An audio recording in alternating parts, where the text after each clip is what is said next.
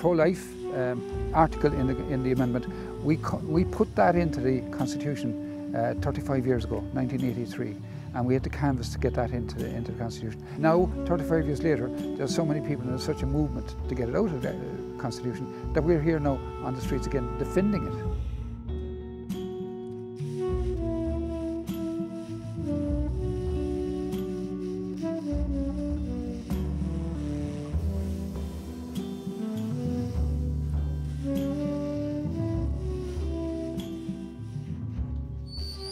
Hi there, good evening.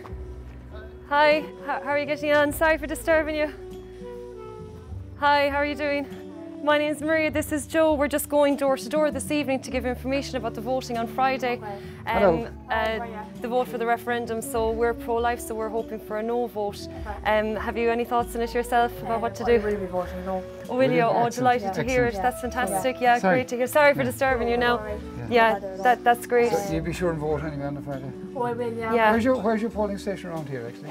It's in the church above. In St. Oliver's? Yeah. Okay, very good, yeah. Brilliant, that's great. Listen, thanks very much for your support, and wonderful. Spread the word as much as you can, because as you know yourself, there's an awful lot of things, fake information and misleading things coming out, but that's great anyway. So delighted to hear it. Thanks very much. Bye, have a nice evening. That's good, isn't it? They're voting no. Really good, yeah.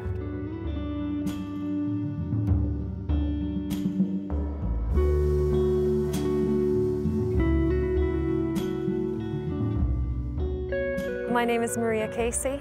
I'm a primary school teacher working here in Cork City, and I'm here this evening canvassing for a pro-life organisation here in Cork, because the referendum in a few days' time in Ireland, on Friday the 25th of May, is what the government are proposing to take away the right of the unborn children of every unborn child in Ireland. And that's the reason that I'm here this evening, to knock on doors, to have discussions with people and to communicate why it's so important to keep this country safe and to save the 8th Amendment.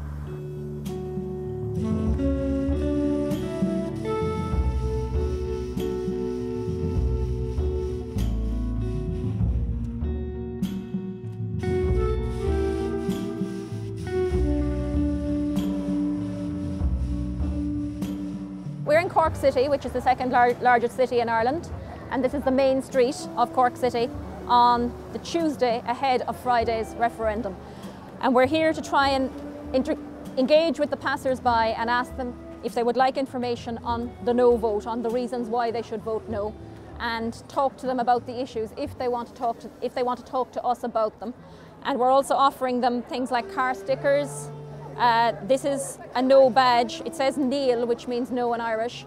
And we're offering them those things to wear on their jackets, to take home and put on their cars and whatever if they want to take them from us.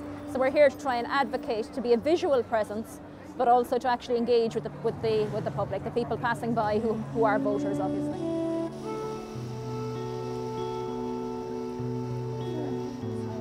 Hello. Would you like a leaflet on the no vote?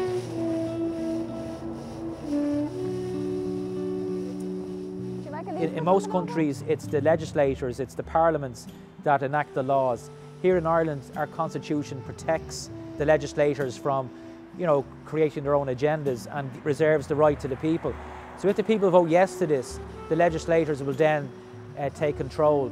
And what they're proposing is that they'll allow for abortion up to 12 weeks for any reason, up to 6 months in certain circumstances, and up to 9 months where the baby has an abnormality.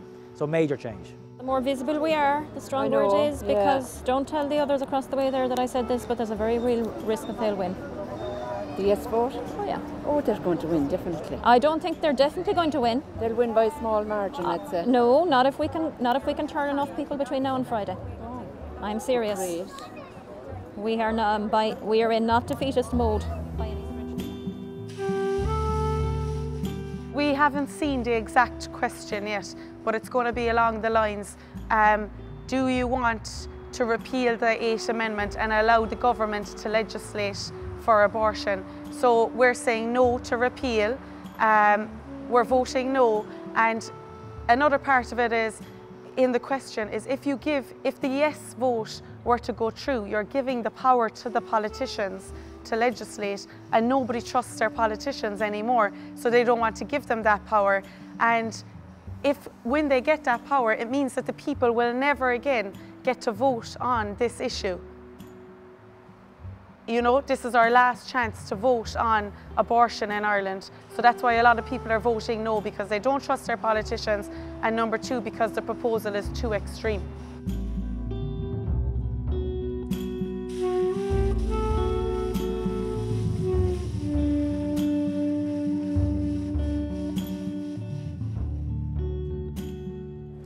Would you like a leaflet on the no vote? Would you like a sticker for your jacket? Say again. I know they are. Did you see the comment on a woman on the Facebook this morning? No. When she was speaking about the unborn child. When she was saying that the child have no right if the 8th Amendment come in. Oh, that's the case. Yeah. When we lost a baby girl. But she was and 20 grandchildren, they will send him aborted. Absolutely, that is who they want to abort. That is 11, 12-week-old. But you know, when Joan lost our baby, the child she was just 12 weeks. And oh God, help us! I'm sorry. So you have to look at the scan, and they're going to colleges. Corkton said, "Baby's dead, but you're lucky." I said, "How could I be lucky?" They said, "Because if you another week, she had to go full term."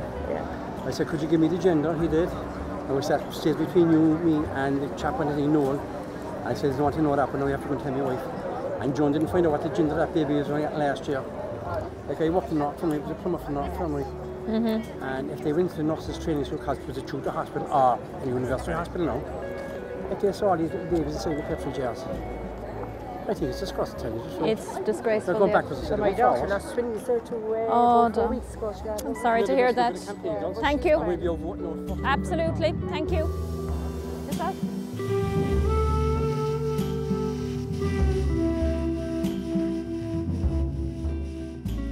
I think we're facing a very uphill struggle, but the best we can do is keep on keeping on, as they say. Just continue on being pro-life. Continue on talking to people about being pro-life. You know, just literally hang our own colours to the mast. I mean, my mom today, my mother is 88, I'm a bit older than I look. My mother is not happy about me being here today doing this, because when she was a young woman, this was unthinkable. But I have said to her, "Mom, there are lives at stake here," and I think we need to get over that cultural, the pro-lifers need to get over that, you know, this kind of what will the neighbours think mentality, and just be open about being pro-life.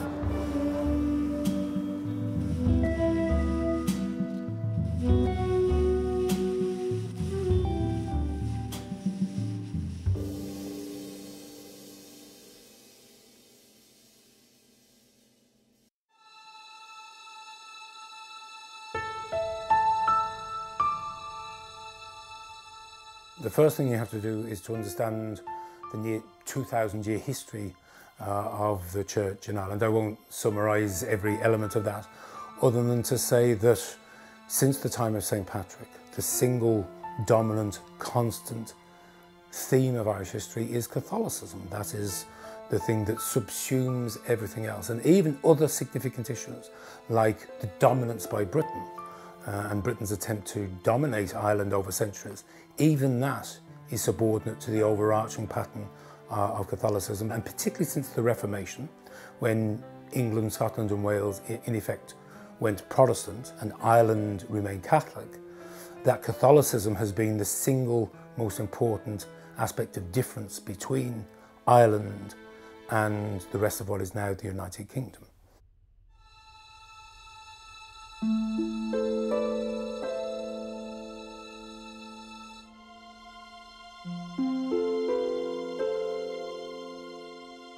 Then, during the 19th century, when, as with Poland, when Poland was erased from the map as a result of the partitions, Ireland was taken over completely by Britain, and the Irish Parliament was abolished, and all major decisions affecting Ireland were taken in London.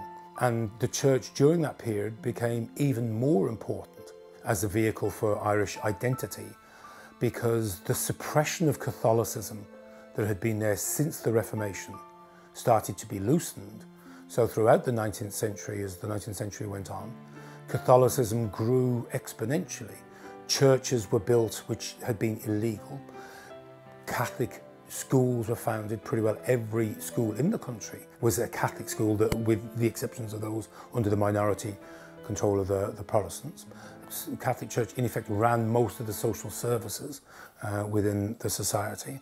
Catholic Church was responsible in effect for taking Catholicism to the English-speaking world, to the United States, to Canada, to Australia, to South Africa, to New Zealand. A huge proportion, for example, of the American hierarchy in the 19th and for much of the 20th centuries were drawn from the Irish diaspora, because of course enormous numbers of Irish emigrated to America and took their Catholicism with them.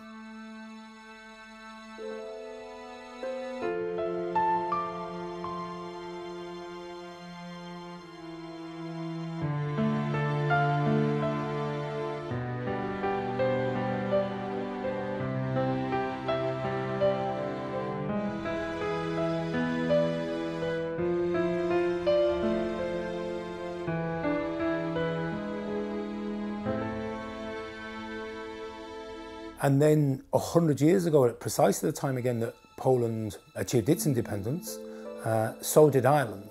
And it's the process by which that independence was achieved that, if anything, even further heightened the role of Catholicism in several ways. One, the Catholic Church in effect backed the Republic, the independence struggle. Now, there was differences of opinion as to exactly what type of independence should be achieved, but the Church in effect backed the independence struggle. Secondly, at the end of that independence struggle, there was a civil war. The Church backed one side, which won, but the Vatican, very astutely, deemed that if the Church was identified solely with one side of the civil war, then this would have unfortunate consequences.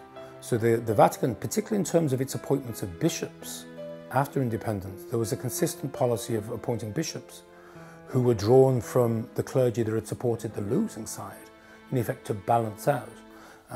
And this reassured those on the losing side, who were Catholics, that the Church wasn't simply going to be backing one side rather than the other. Thirdly, during that period, Ireland was partitioned. If the ending of partition helped Poland achieve its independence, the installation of partition, unfortunately, helped Ireland achieve its independence. What partition did was to remove most of the non-Catholic population from the independent state. It became part of what is now Northern Ireland, which is still part of the United Kingdom. In the south, which became independent, the population was 95% Catholic. And not just Catholic, but intensely devout, arguably the most devout Catholic population anywhere in the world, even possibly including Poland.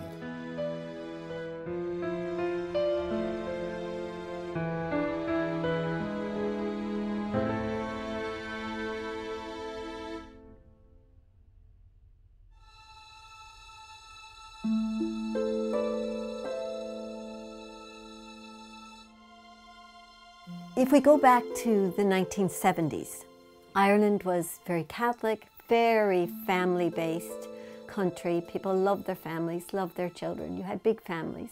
People didn't have a lot, but they had what was important, which was their families. Marriages were strong, etc. And we had the great privilege of a visit by Pope John Paul II.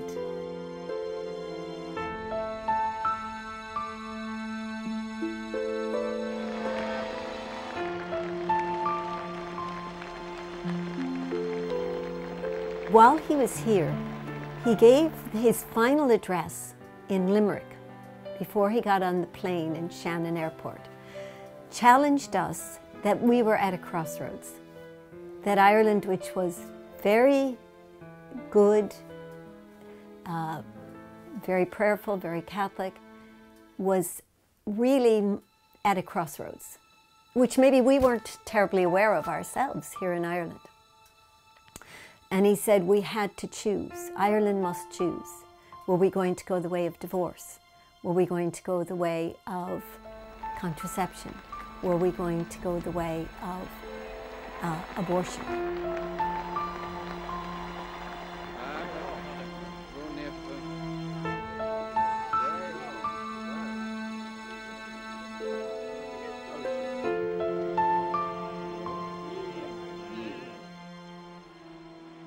I think for many people it was a very challenging speech, because although they had never thought in terms of Ireland and abortion, when they looked around after the Pope had been here, we could see England had at that stage had abortion for more than 10 years, and it was growing and growing.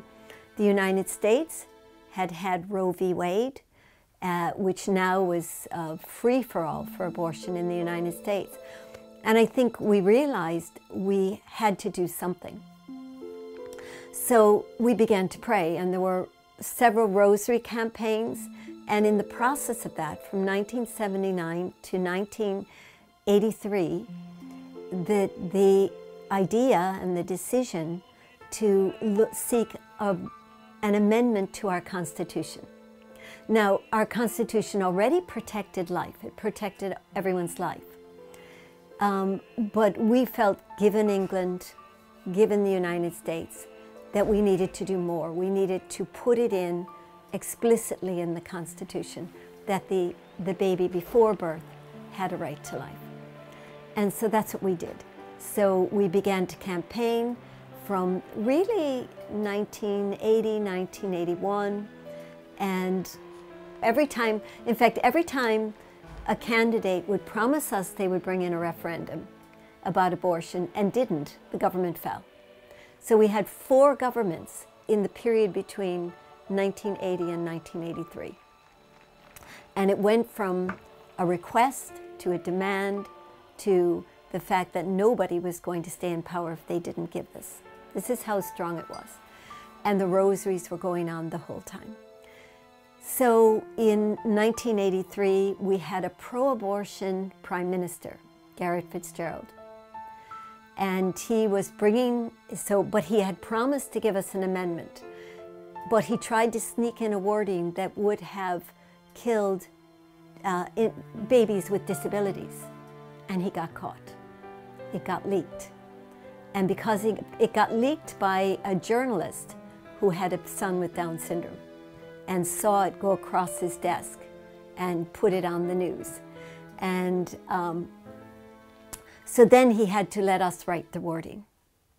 So the wording that was decided on was one that talked about the equal right to life of the mother and child, and that the state acknowledged the right. It didn't give the baby a right, but it acknowledged it had a right, the right obviously from God.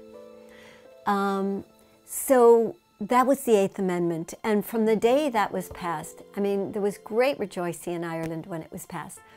And it was interesting because the vote was on September 7th. So the victory was on Our Lady's birthday, September 8th. But it was signed by the President and became part of the Constitution on October 7th, the Feast of Our Lady of the Rosary. And we all feel it was a rosary miracle.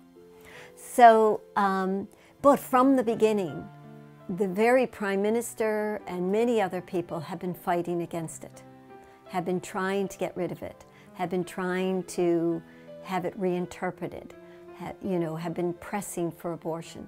But it has stood the test of time, and our lowest estimate of the amount of lives it saved are 100,000. I mean, we're a small country. It's probably far, far more than that. Sorry, Charlie. Where shall I give you a shout? Well, you're busy. Good to see you.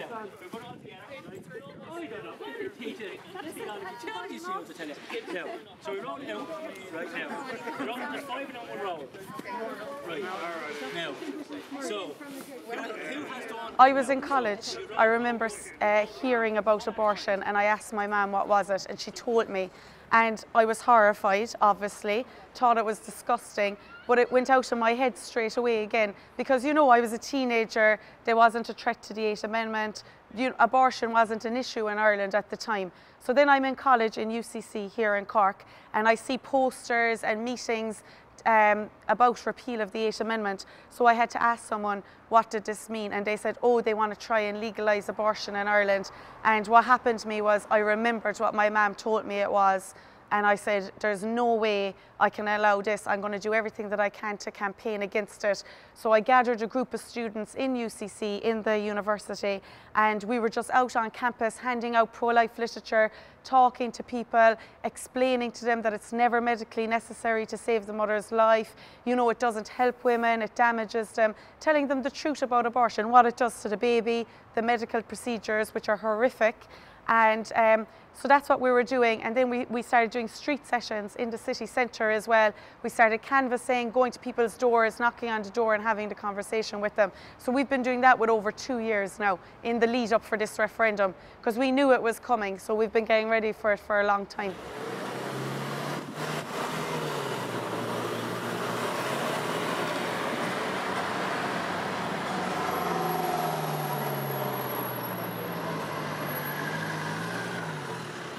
During the winter, there was a committee set up in our parliament to study the question of whether or not to have a referendum to bring in abortion. Now, of course, it was one of these situations where they had already decided what they were going to do. So it was just for show. And we demanded that if they were going to discuss abortion, that they see one.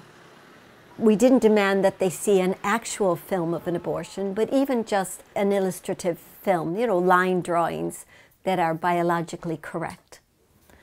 And little 3-minute, we had 4 videos that came from America that just show, almost like cartoon, show an abortion, the different ways that our abortions are done.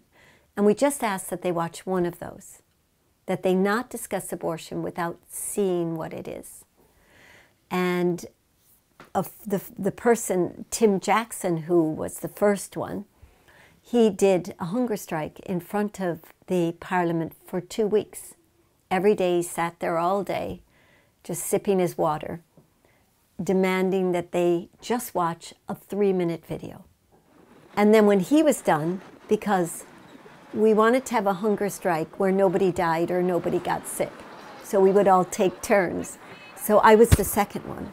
So I did it for 18 days. And on the 18th day, I did it here, but I went up to the Parliament, the Oireachtas, on the 18th day to make the demand. And I sat in the committee and listened to them.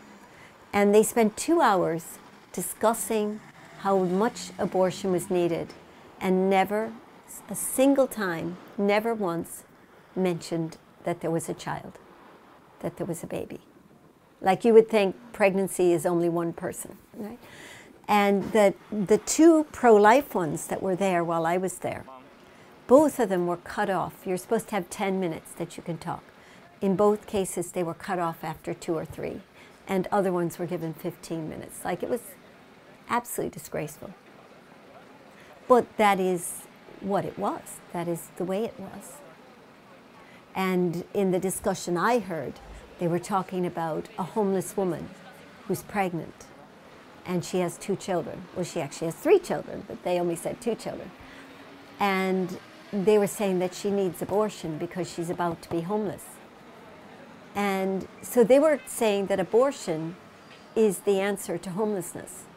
No one in the whole committee challenged them and say, but after her abortion, she's still going to be homeless. She'll still be on the street with her 2 surviving children, only she'll be traumatized now. So it was just quite scandalous to me to see the very people that are supposed to be dealing with our homeless crisis are the very same people that are seeing abortion as a... No wonder we have a homeless crisis in Ireland, because they think abortion is going to solve homelessness. So that was the level of the debate. But they still, to this day, will not look at a video. Yes. No, yes, and give the choice to you guys, because we need it. What kind of choice do you have for a baby, though? It's an embryo, it's not a baby. No, but that's a baby.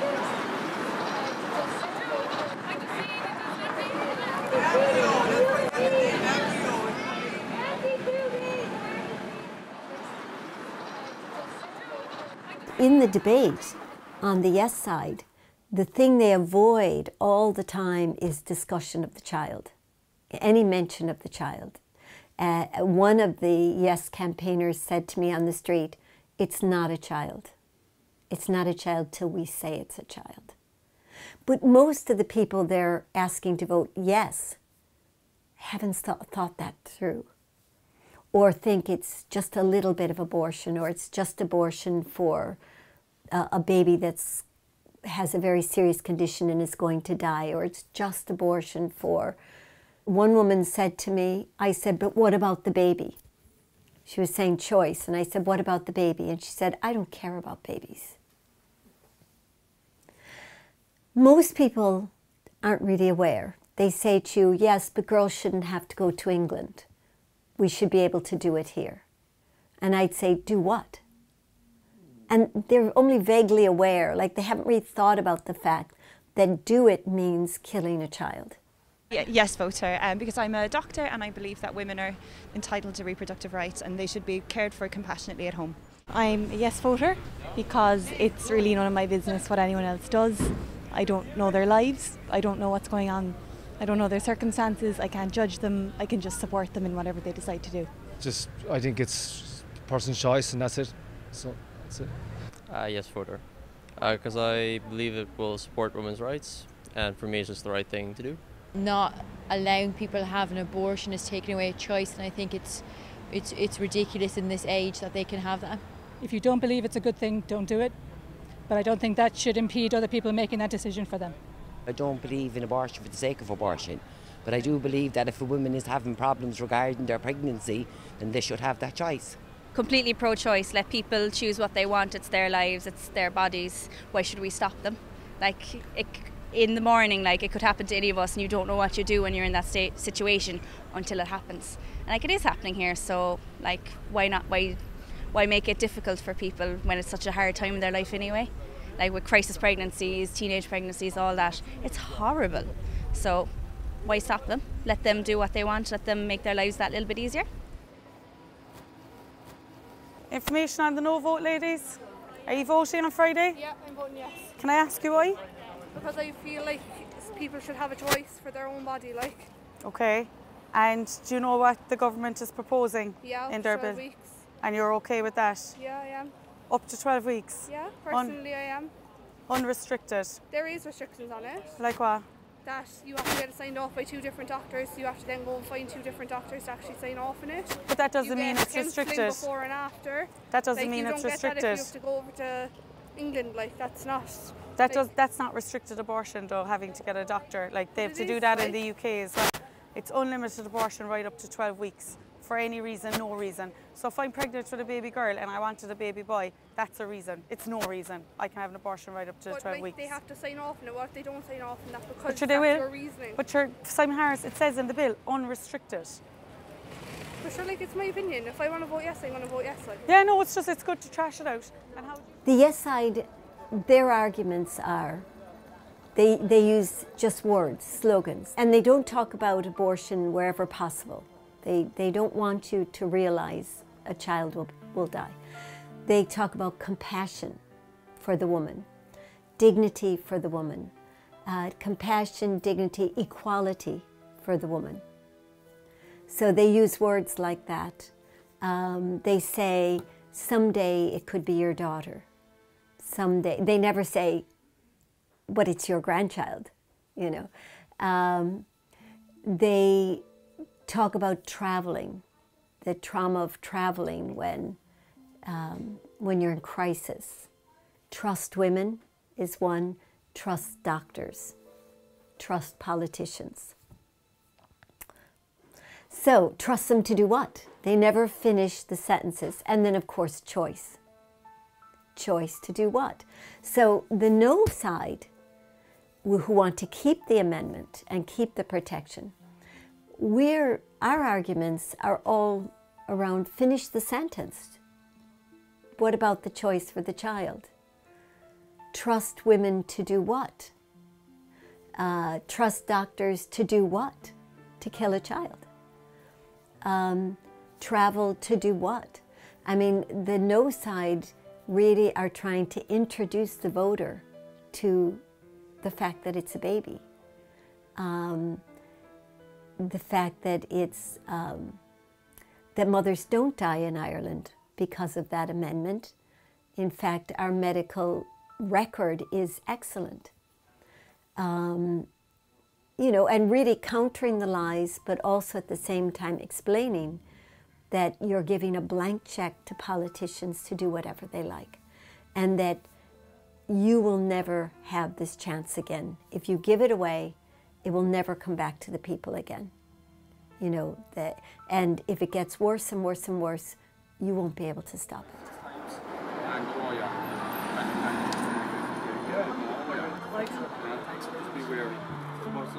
Abortion opens a door to everything else, firstly. So euthanasia, for instance, will become next, okay? So now the innocent in the womb are no longer safe, and then the elderly will be, and those who are sick in the hospital will be next. So this is already happening in Europe. So assisted suicide, all these things, they begin to work on those now. But what this will do is it will stop people from being born, and people who God has a plan for, and they will have children and grandchildren and great-grandchildren and generations. This will stop all that. Plus, it destroys the woman's life.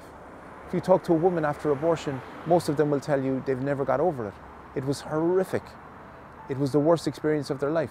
And we are told by the government, if someone is raped, they need to have an abortion. But this will make it even worse. Why are we not focusing on helping people who find themselves in crisis pregnancy?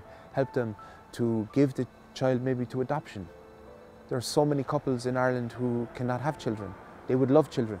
I saw a woman in America, she had a Down syndrome baby, and she felt she could not cope with this child, you know. So she put the child up for adoption, and she put in an ad on Facebook, and 900 couples applied to have that child.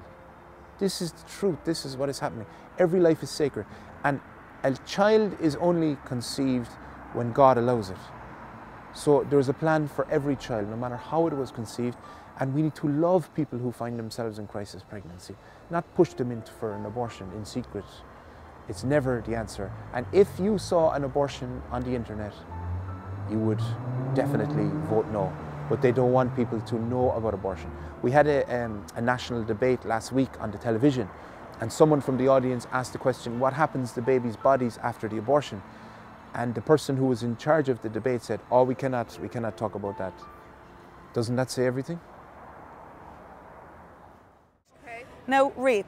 I was of the opinion once upon a time, surely if you got pregnant after rape, you would need an abortion. Yeah. Like, they would definitely need one, right? And it's as a society, we presume that, right?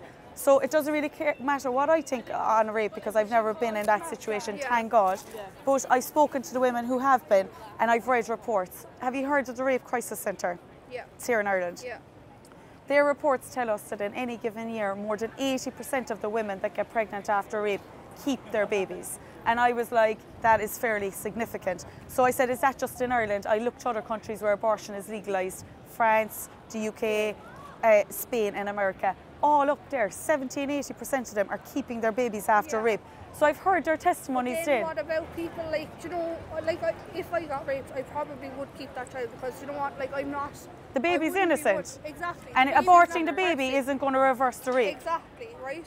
But then... Now I'm not, sorry enough butting in. No, you're fine. I'm not saying that keeping that baby is going to be a walk in the park. I am under no illusion. Yeah. But one woman said to me, she said that getting over the abortion was worse than the rape. Okay. Another woman said that when she went in for the abortion, it was like being raped all over again. These are their testimonies. I had to go and listen to their stories. Yeah, exactly. One woman who kept the women who kept their babies, they said that as the pregnancy went on, they grew to love their child. And they said, they actually asked, why aren't the pro-choice campaigners campaigning for the death penalty for the rapist and not the baby? The baby's innocent. Anyway, they should be all killed, and I've met grown adults, men and women, because I'm so involved in this, I have to talk to you. I've met them who have been conceived through rape themselves. And you don't mean it now, right? But when you say, I'm against abortion except in the cases of rape, what they actually hear is, you should actually be dead. That's what they hear. So not only must we be sensitive about women who have been raped and got pregnant as a result of it, but there's people alive today in your housing estates, your neighbours, in your school who they themselves have been conceived through rape. So this is very sensitive for them as well. But they're human, aren't they? Yeah, of course. And they deserve the right to life. Now, it mightn't have been easy for their mothers, but I can guarantee you it'd be a lot worse. It'd be another traumatic event to abort your baby on top of rape. Yeah.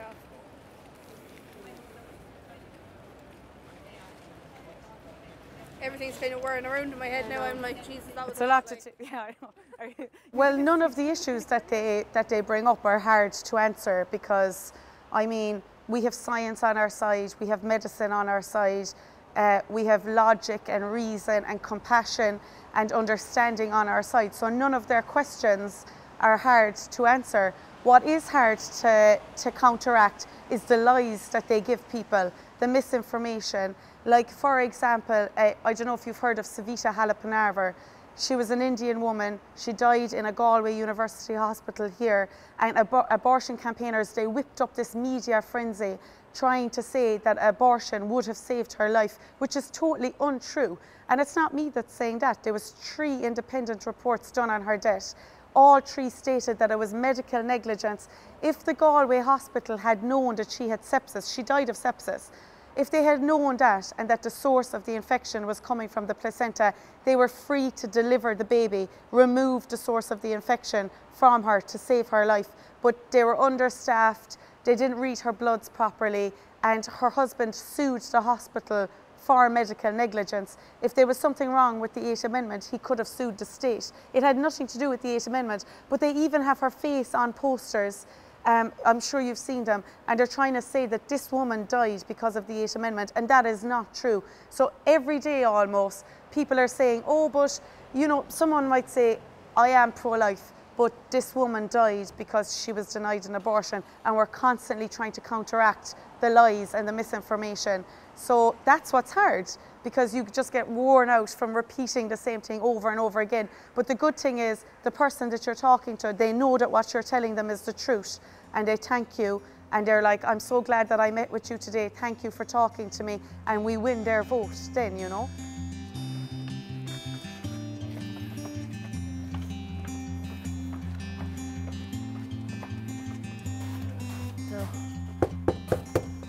What are you going to be doing for the last 2 days? Here? Of the referendum, last 2 days before Friday? I suppose I'll definitely do something tomorrow night. Yeah.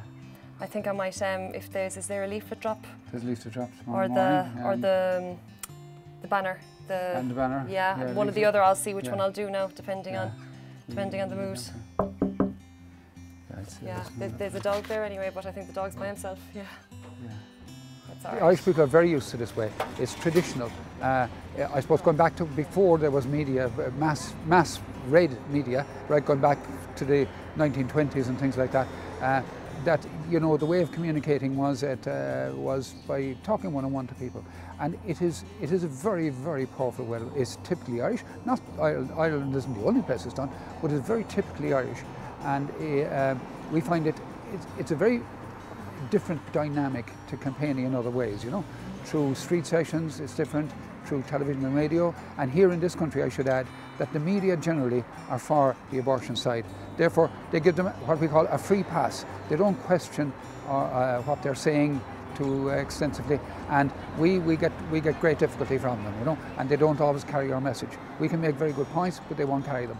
And because of all those factors, we use the traditional Irish way of knocking door on door on door. And that's a very good dynamic. In a street session or on the social media, people can attack and they're anonymous really. But door to door, it's just you and a voter. And you have a very civilised, calm discussion. It means having more people to put on the ground. And when this election became serious, that we knew there were a referendum was imminent on this, we had to raise the people, the volunteers, all over the country, in every parish, in every town and city. We had to raise the volunteer army, if you like, volunteer army of canvassers to come and do this work. And we had to slowly build and set up new teams all over the country in every town. And here we're at a point now where we've had thousands of people on the streets. So how do you feel about it? Yeah, I'll be voting yes. Would okay. You? Yeah, is there a particular reason or? Just I suppose for medical reasons, like, and I've read an awful lot of stories about women having to travel to the UK. Yeah.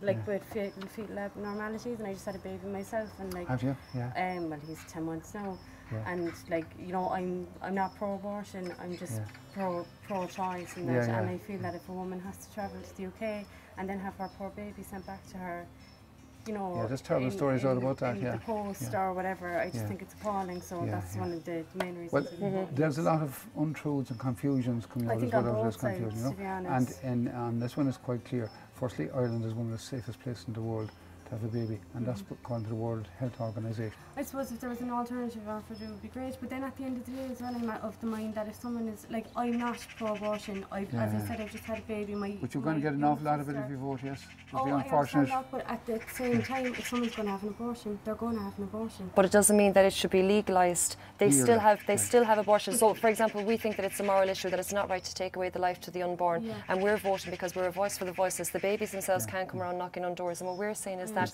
for the first 12 weeks, it's very unfair to the child. You know, boys and girls who are in the womb, growing, thriving, developing, relying on their mother. You saw your own scans yourself. They're fully formed at 12 weeks. They've all their organs that they need, and that we would be using, and Simon Harris has already said, that our taxes, instead of going to help people with other health issues, will be used to kill babies in this country. But well, I'll take the leaf away, and I'll certainly give it time. Please, just one final point I'd like to say. You said there's something particular about this wording. Remember I said that it actually creates a right to abortion. Well, this is particularly dangerous because the UN has been seeking a right to abortion for a long time. They've had several resolutions have been put forward to create a right to abortion. But it's hard for them to do it because no constitution in the world, no country in the world gives a right to abortion. But this is exactly what Ireland will do if we vote yes. Now, the people voting, very few of them even understand that. And, but it will be a huge boost to the UN to create a right to abortion if Ireland does that. I will leave one last line with you, right? And this is not to scare you or anything, but I actually saw someone posted it on Facebook, and they said if you were to vote yes, right, it means and if the yes was to come in and abortion is legalised in Ireland, long after we're dead and gone, there'll still be babies being aborted in their mother's womb in our name, in whoever voted yes. We cannot allow this to happen, and we need a miracle because we are fighting against huge organizations, the United Nations, the European Union, Google, Facebook. These companies have stopped advertising for pro-life. The government, the power of the government, most of the politicians, the media are totally in favor of abortion. You are not allowed to express an opinion against abortion. They accuse you of being cruel and not allowing human rights. And so in the biblical context, this is very much like David versus Goliath. Where, you know, huge money has come into the country from George Soros. He's probably not a stranger to you in Poland because he likes to interfere with governments. And throughout the campaign, we've had huge problems, you know. Every pro-life poster that's put up in the cities, 90% have been ripped down. And, you know, there's just an active campaign to silence the pro-life side.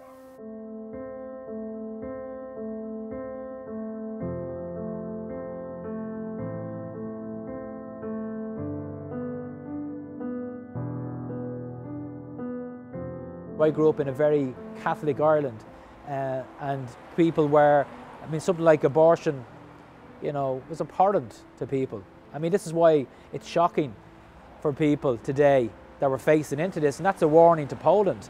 People are sitting there now in Poland in their 20s and 30s and think that this is not going to happen to Poland. You know, you need to start working now. We started on this campaign 3 years ago because we knew it was coming.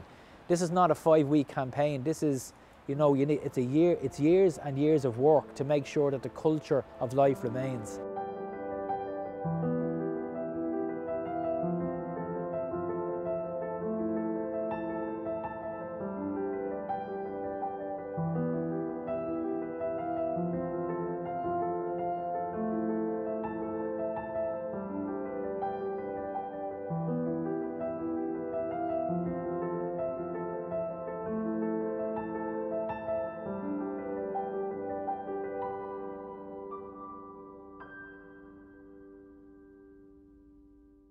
It's been a momentous 25 or 35 years to have lived through. Absolutely it has, and the whole thing has literally changed that fast. I see it in my own family, I see it in my own communities. It is literally that fast. I mean, with the advent of the modern mass media, the internet, suddenly everybody knows everything all the time. I think it's fair to say that in previous generations, you know, information was not shared so liberally. It could not be shared as liberally. The mass media didn't exist. I mean, people in Ireland only have televisions since the 1960s. It's the 1990s which is the crucial decade, because that's the decade in which the sexual abuse crisis hit. Arguably it has hit Ireland harder than anywhere else in the world, precisely because Catholicism was seen to be Irishness. To be Irish was to be Catholic, and to be Catholic was to be Irish. So the fact that these revelations came out had an absolutely devastating effect on morale within the Catholic Church, and had an even more devastating effect on youth opinion towards the Church. There is one constant that really runs throughout all of the scandals, and that is the attempt to try and suppress the bad news, not to address the evil that was being done, but in effect to sweep it under the carpet, to prevent publicity which would affect the good name of the Church. And it's those cover-ups which has destroyed for many people under the age of 35 any suggestion of trust in what the leadership of the Church says, which is really opened the door for the current referendum on abortion. If those scandals hadn't taken place, it is simply inconceivable that the type of totalitarian proposal which is on the table, which in effect eliminates any suggestion that any unborn baby is human. That is what the current proposal suggests.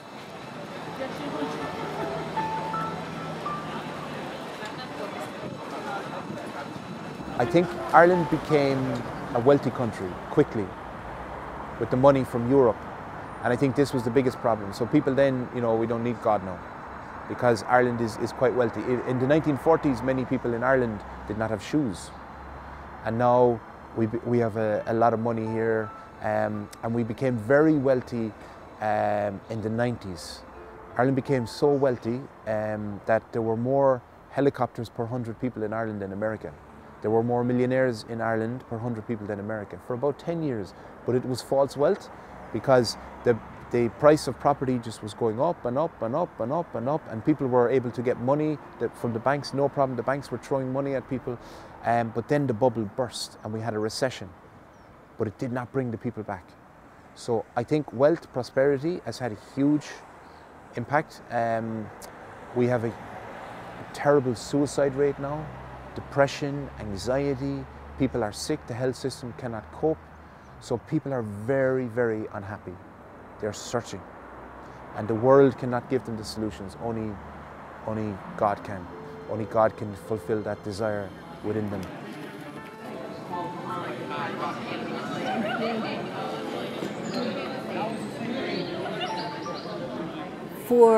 Certainly for the last 30 or more years, our universities and colleges, they've been actively tearing down the culture, tearing down the faith, tearing down any of the values that the students that come to them have.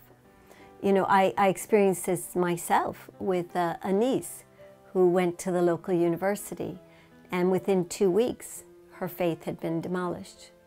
You know, you might say, well, maybe it wasn't that strong, but, you know, she was young, she goes in, these are these big professors, and they're basically telling her everything she was ever told was a lie.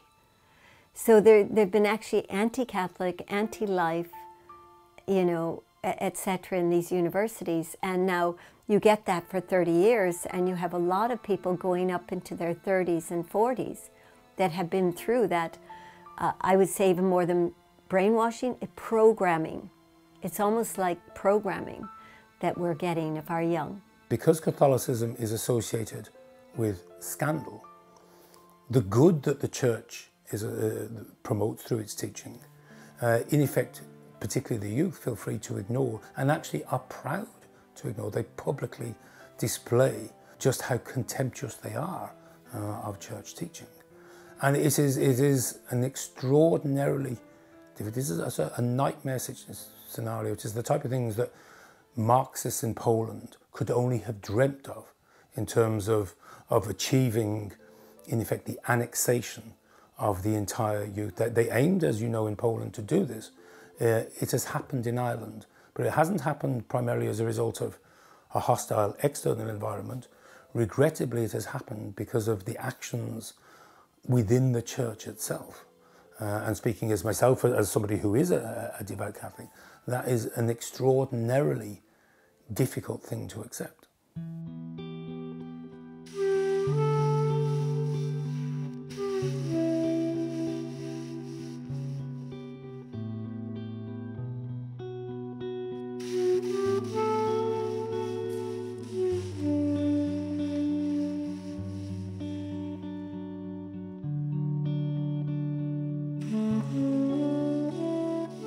It is a frightening prospect that 1800 years of history can in effect be wiped out in 2 decades. But in it, we are practically there. It has not completely happened. Those who are older, grandparents especially, still know the good that the church has done, and they have a benign effect on their grandchildren. Now, that is one of the principal ways in which this process has, believe it or not, been slowed down, because it could even have been much faster. But that generation won't be around forever. And the wind is in the sails of the opposition, those who are not just atheistic and secular, but militantly so, sort of violently, proudly so, and are absolutely determined to extinguish the church. And they have the weapons in their hands to do it. This may sound apocalyptic and overly negative, but regrettably, the fact of this Friday's referendum is proof.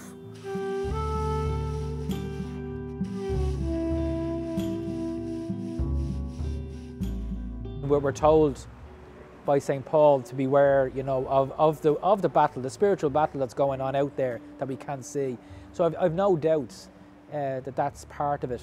But there is that sinister element that Ireland, who brought religion to so many countries, Ireland who set up churches and schools and hospitals in so many countries around the world, and now, you know, for people who are anti-Christian, and there is a lot of people out there in power, in positions of power, that are anti-Christian, no doubt they would like to see great Catholic Ireland fall. And what better way to do that than get abortion legalised on demand?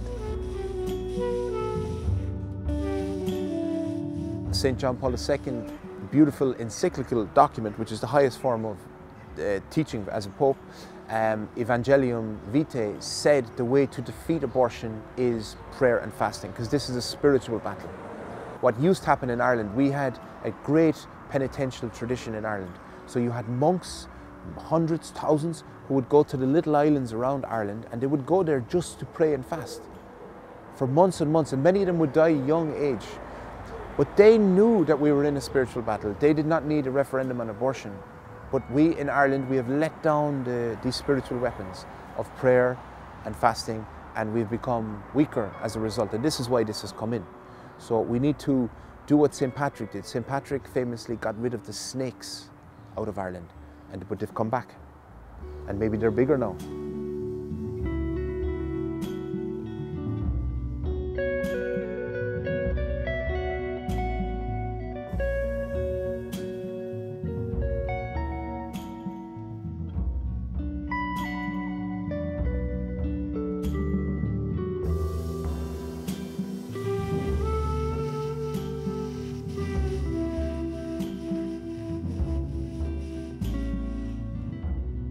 Yourself? Leaflet on the no vote? Information on the no vote? I'm voting no anyway, so keep your paper. I'll be supporting you. Can I give you? I'm in Clare at the moment. Can I give you this? Of course, give it to me, yes. And I'll give you the other one as well to wear between now and Friday. Oh, definitely. All right, thank you so much. No, but that was my last one, actually. actually. It's a blessing, okay? And I'm praying and hoping that thank you. we'll win.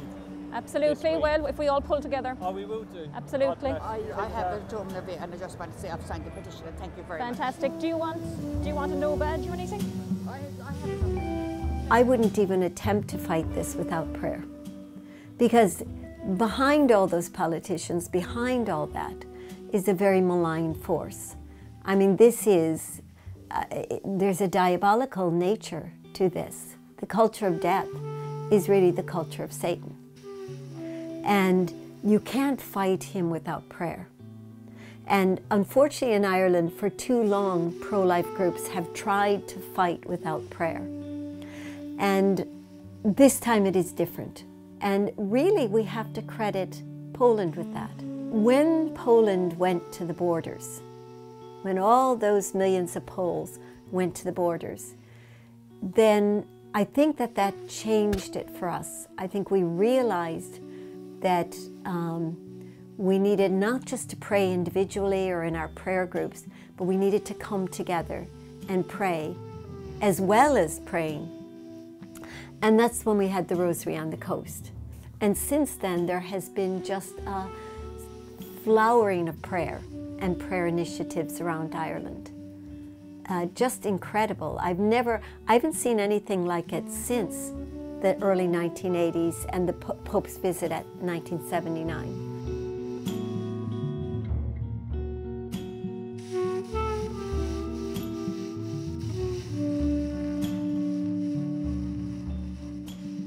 We chose October the 7th in 2015 to start this campaign.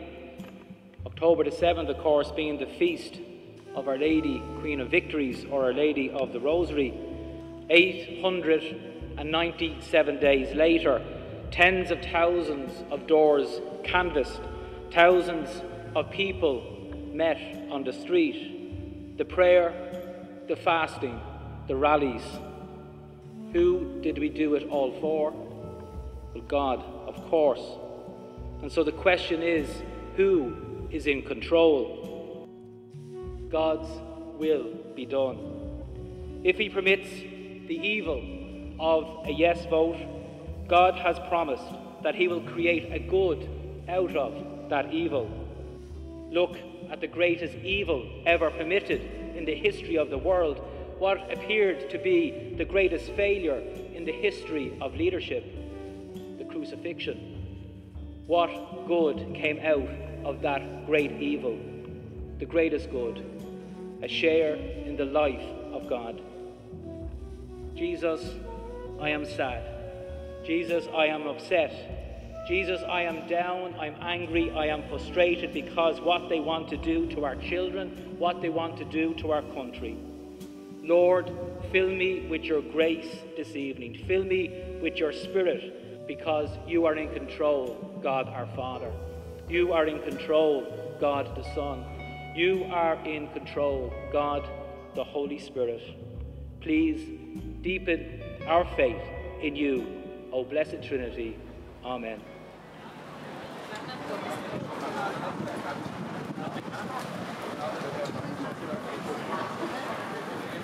Spero ne va a